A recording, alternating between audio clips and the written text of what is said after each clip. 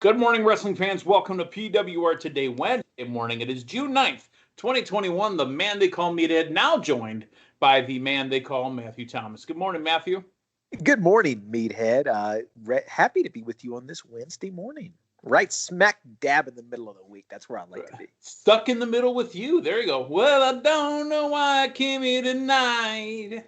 Do you know the song? Well, I know that you came here this morning to listen to Matthew Thomas and the man they call Meathead.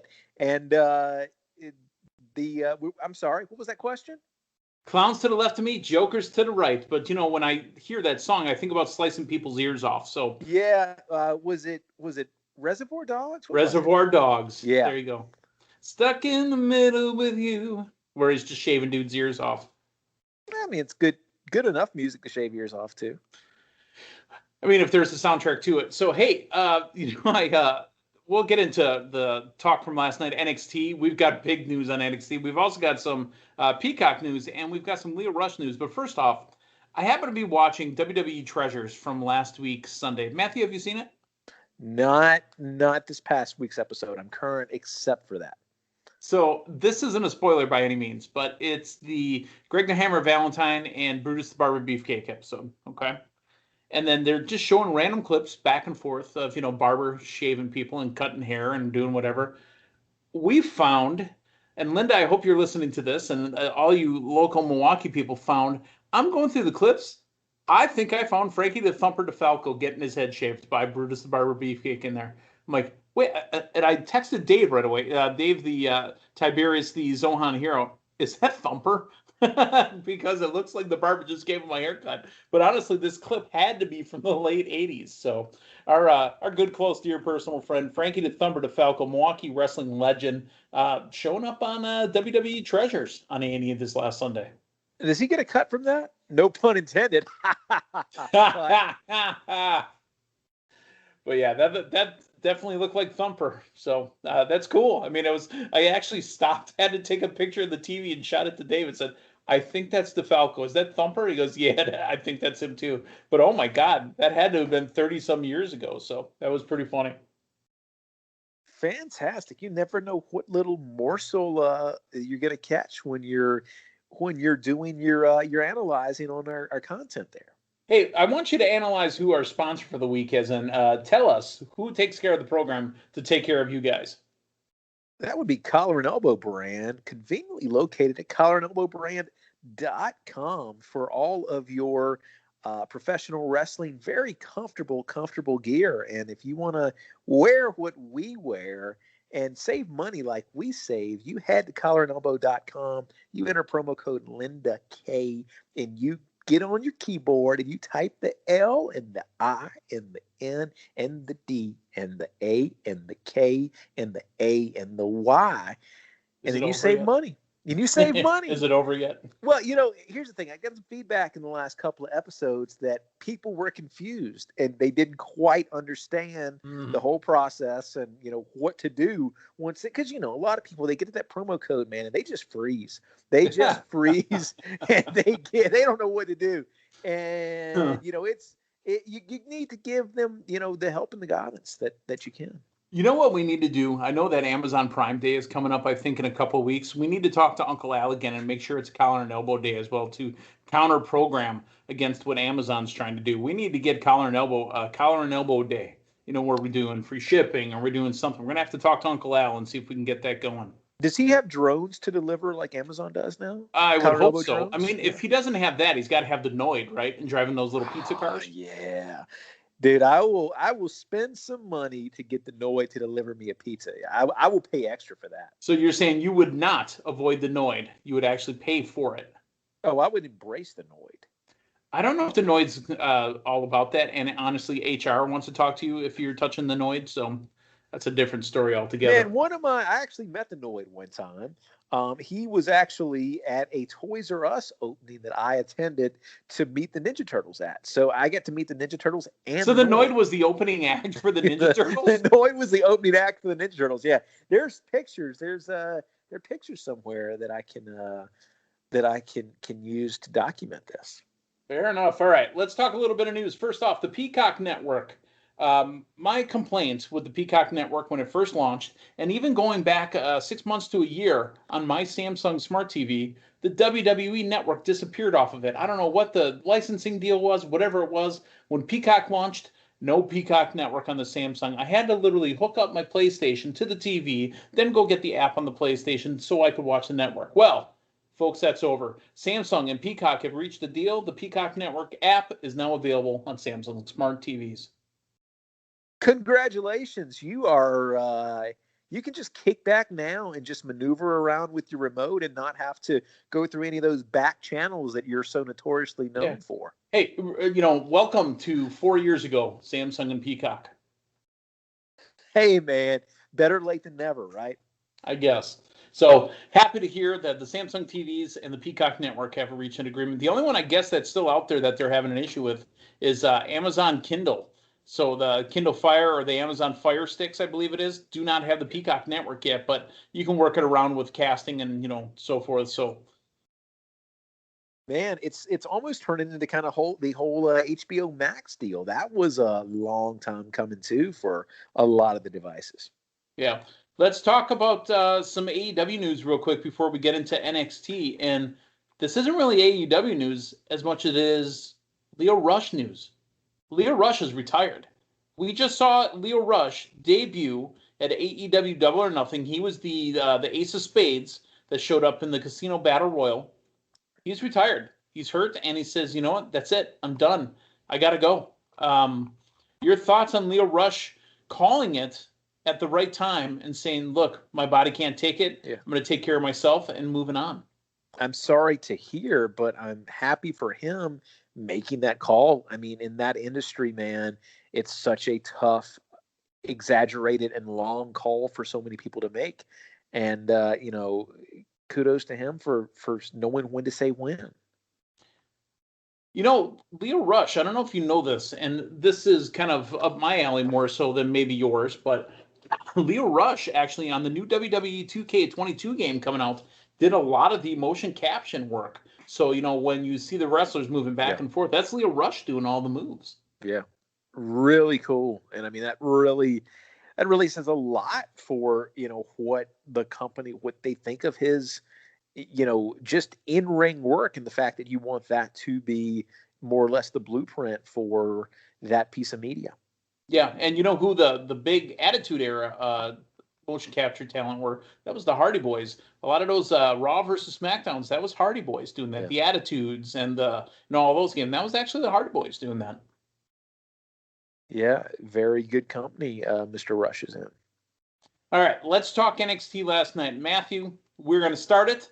We're going to go to the middle of it, and we're going to finish with it. The only reason that you needed to see last night's NXT is for our boys and the segment. Cameron Grimes, LA Knight, Ted DiBiase. There was $1 million announcement that was going to rock NXT. Matthew, I have not been this excited for an NXT in some time. What were your thoughts before we knew what it was going to be, what it was?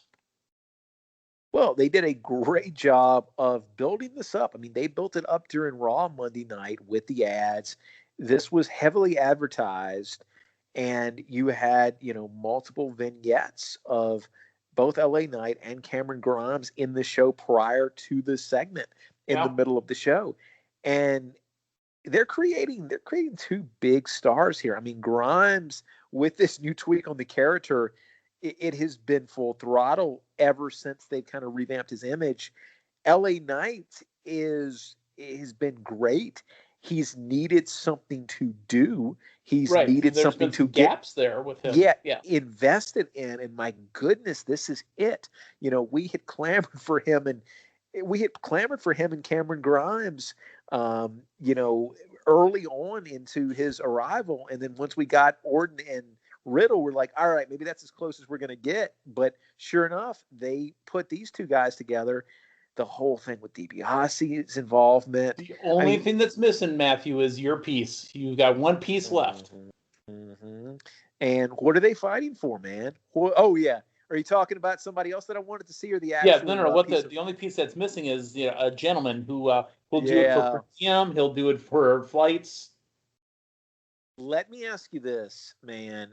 Do we see him Sunday night? Does because here's the thing.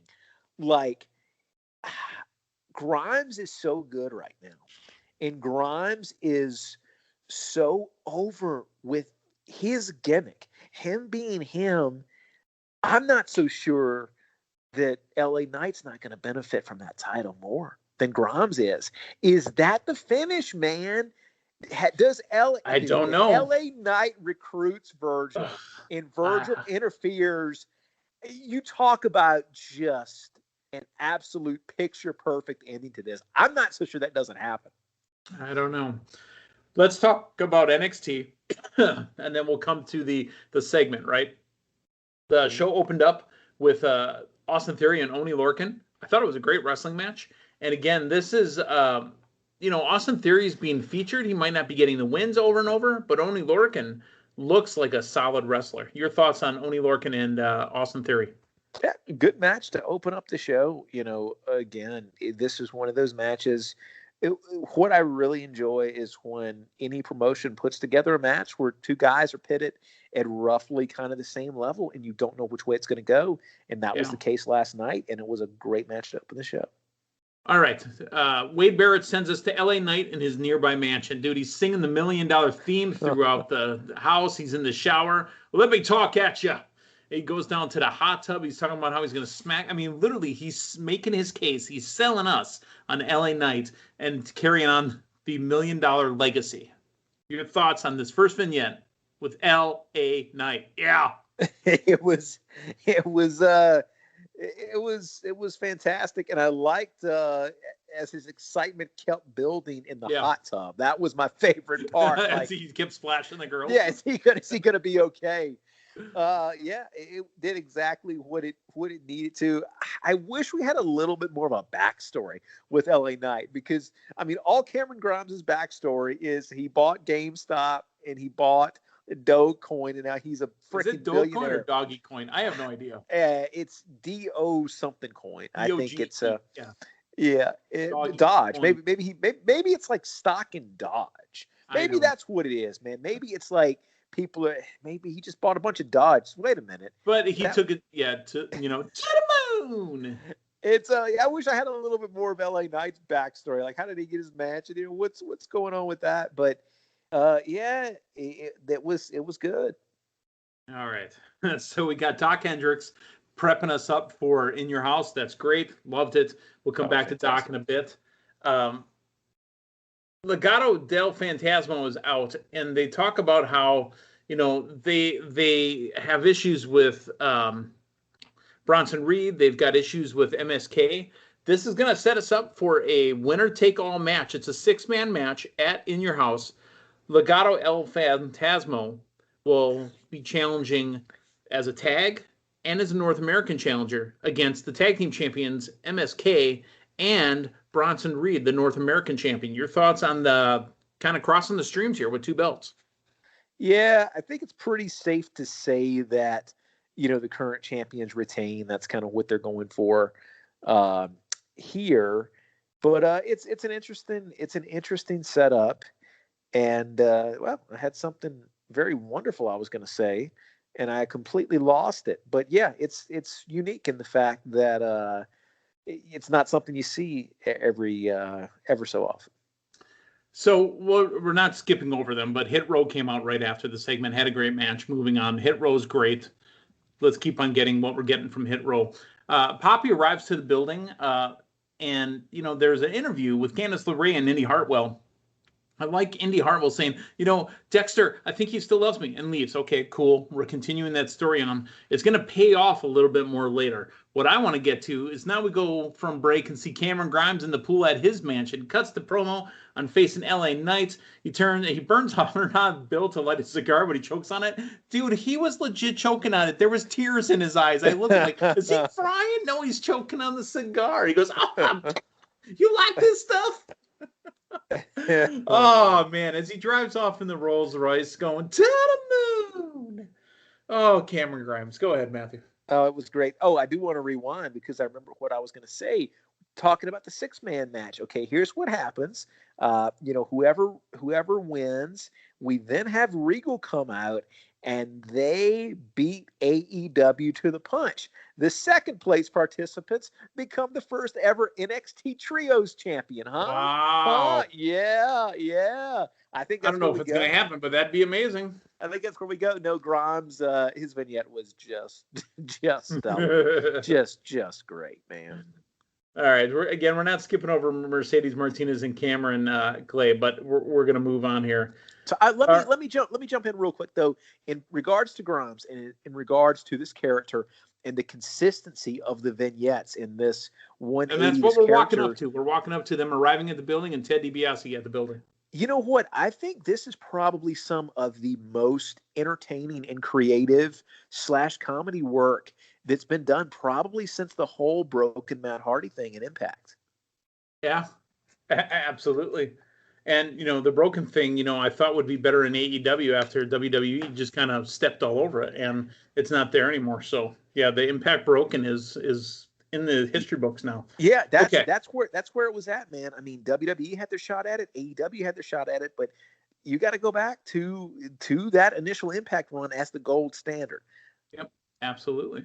Because the creative control, it's not like Matt Hardy doesn't have some creative control over what he's doing in AEW, but he's doing something else. So, and that's fine. Okay, so DiBiase's in the building. Cameron Grimes pulls up. LA Knight pulls up. They're made to walk into each other. And they're just jawing at each other the whole time they're walking. Cameron Grimes slips or something, and then LA Knight closes the door on him. LA Knight comes out to his music. They hit Cameron Grimes' music, and they're finally in the ring, Matthew. And I was assuming, like everybody else, was assuming we were going to be heading towards a championship for the $1 million belt. I did not know and did not have any idea that this was going to be a solid gold ladder match. No, I thought it was going to be a singles match for the title, but very good camera angle on keeping that ladder out of the equation. I love the ascension of the ladder too. It kind of they had it suspended, and good on them too for having them bring the belt in. Like, I was trying to catch the camera angle and see what was behind DiBiase, but he had guys in flak jackets. We had to know it was $1 million belt.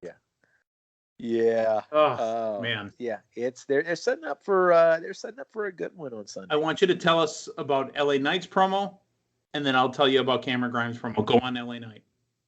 Yeah, just I mean, the guy's a superstar, and it was it's interesting because, I mean, in this angle, he's playing the straight man, which somebody who is just so dominating, and so commanding of that microphone, for him to, in a lot of ways, be the toned down person in a program is so interesting. But that's what he's doing here.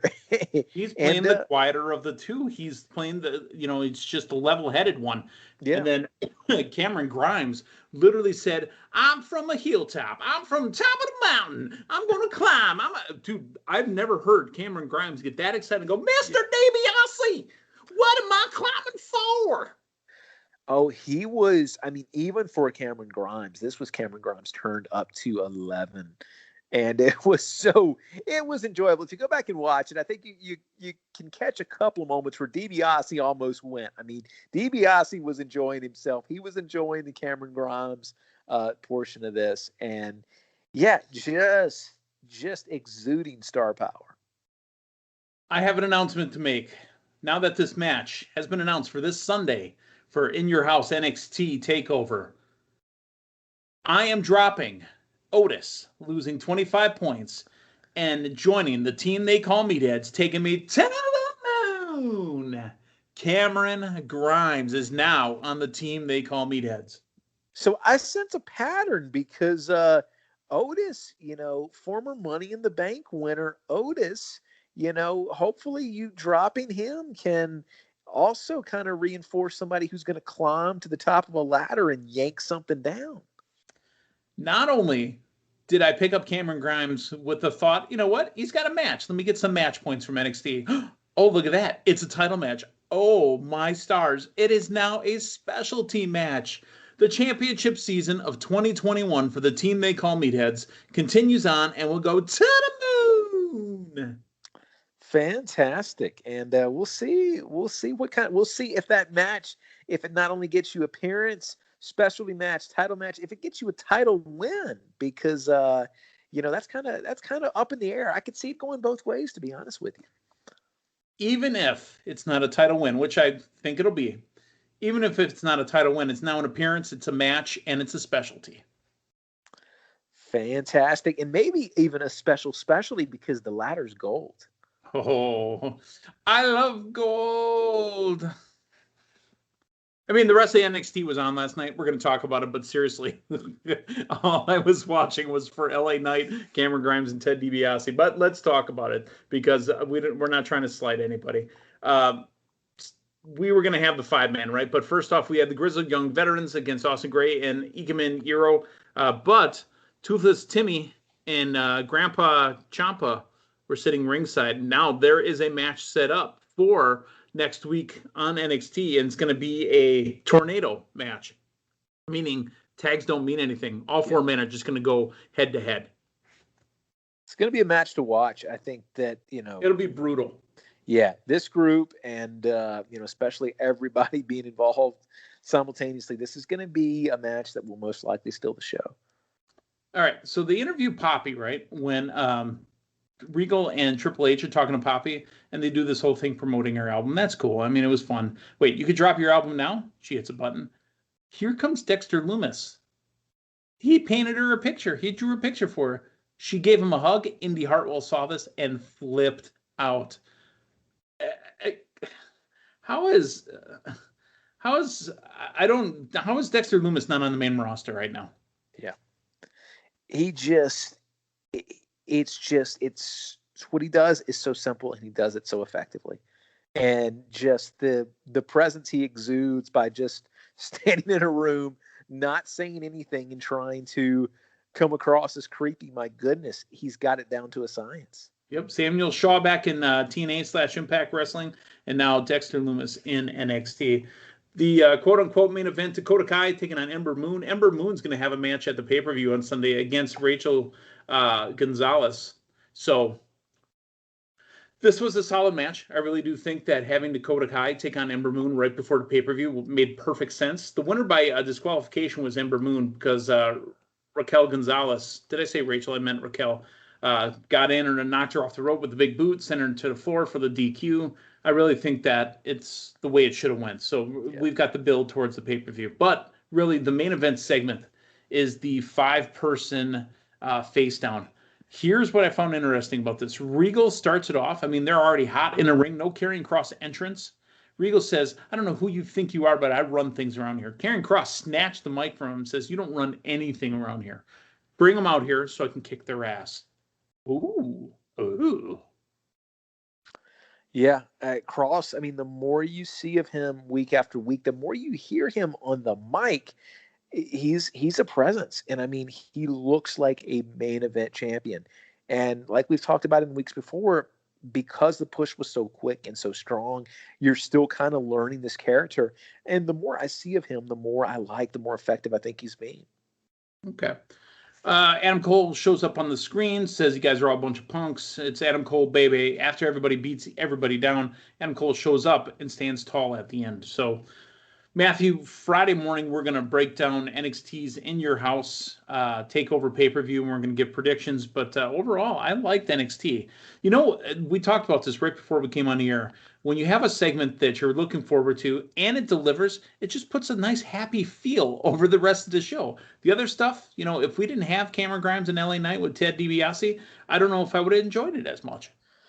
Yeah, and they're doing just that was perfectly timed too, because yeah, this was the go home show, but you know, in your best go home shows, you still give some progression and you give icing on the cake. And we had the build, but we had not gotten the stipulations revealed until last night. And you know, kind of exercising that restraint and giving my demons, giving that last little bit, you know, on the go home show. I think I like that much more than, our normal go home WWE formula of these people are going to wrestle each other for a title. Let's put them together in a tag team match. Strange bedfellows, less of that, more of, all right, give me the build, give me these people in the ring face to face, and save a little something to get me further excited about the pay-per-view. And they did that.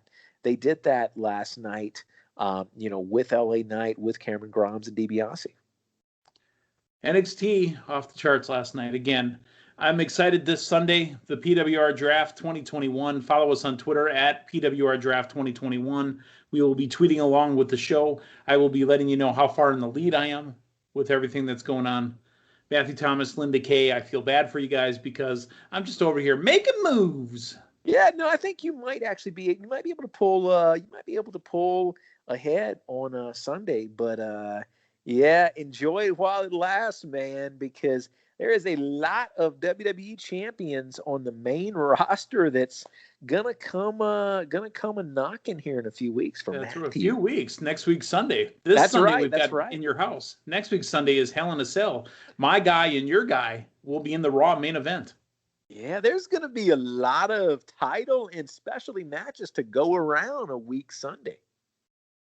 All right, so for Matthew Thomas on the Man They Call Meathead, we're going to talk tomorrow, and with no Dynamite airing tonight, tomorrow we are going to break down the Ghost of Grizzly Smith. Folks, this is an 18-plus show. If you haven't seen it yet, go ahead and watch it. Get ready for us to break it down. I was very uncomfortable with it. We'll talk about it tomorrow morning. So for Matthew Thomas on the Man They Call Meathead, hey, thanks for stopping by. So long, everyone.